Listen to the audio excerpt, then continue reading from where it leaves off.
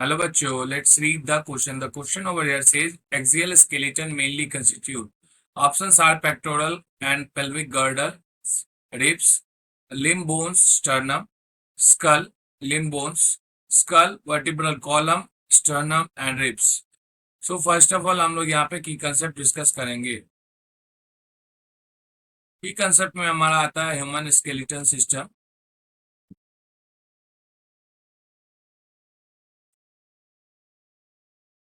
Human skeleton system जो है वो क्या होता है, आखिर ये हमें जानना बेहद पहले इम्पोर्टेंट है इस क्वेश्चन के आंसर से पहले। इसको हम लोग कहते हैं कि consist of a of bones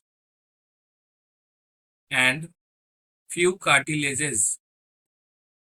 तो ये हमारा कुछ बोन और कुछ कार्टिलेजेस जो है उनके फ्रेमवर्क से ये बना हुआ होता है। और इसका जो है बहुत ही ज्यादा सिग्निफिकेंट इंपॉर्टेंस होता है हमारे बॉडी के, ह्यूमन बॉडी के मूवमेंट को।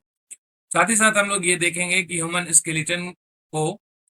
स्केलेटन सिस्टम को दो मेजर डिवीजन में बांटा गया है। सिस्टम को दो मेजर डिवीजन में बांटा गया है और वो कौन कौन से हैं? पहला है हमारा एक्सियल स्केलेटन, वहीं दूसरा जो है वो होता है हमारा एपेंडिकुलर स्केलेटन।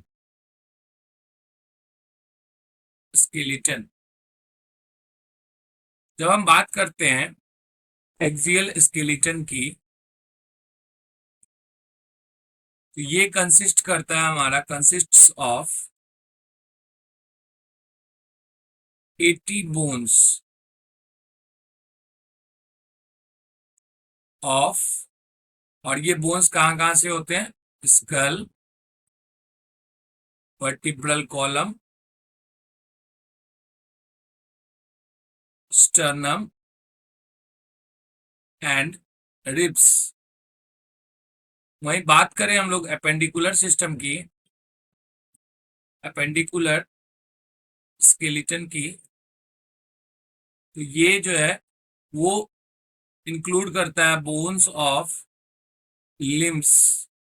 लिम्स में हमारा hand limbs and four limbs दोनों हो जाएगा, और एंड अलोंग विथ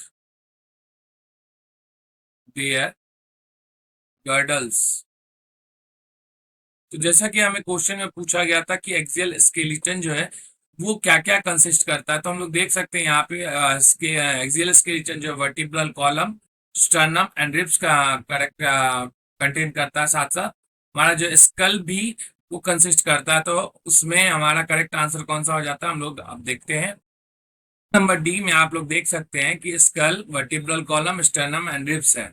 वहीं अगर हम ऑप्शन ए की बात करें, पेक्टोरल गर्डल और पेल्विक गर्डल्स, तो अभी हम लोगों ने बात की एपेंडिकुलर सिस्टम में ये हमारा पेक्टोरल और पेल्विक गर्डल्स आते हैं। रिब्स आते हैं हमारे एक्सियल में, बट ये करेक्ट आंसर नहीं है। वहीं लिम्ब बोन्स भी नहीं आएंगे, स्टर्नम आता है, स्कल आता है, लिम्ब बोन्स नहीं आता है, तो ये लिम्ब बोन्स नहीं होगा। फिर ये तीनों ऑप्शन जो है हमारे इनकरेक्ट हो जाते हैं। सिर्फ एक आंसर बचता है हमारे पास, वो है ऑप्शन नंबर डी, जो कि एकदम बिल्कुल करेक्ट है। जैसा कि हम लोगों ने अभी एक्सियल स्केलेटन में देखा है कि axial skeleton consist of skull, vertebral column, sternum and ribs. तो यही हमारा करेक्ट और फाइनल आंसर है। तो आशा करते हैं आप लोग इसे अच्छी तरीके से समझ गए हैं। All the best, thank you so much.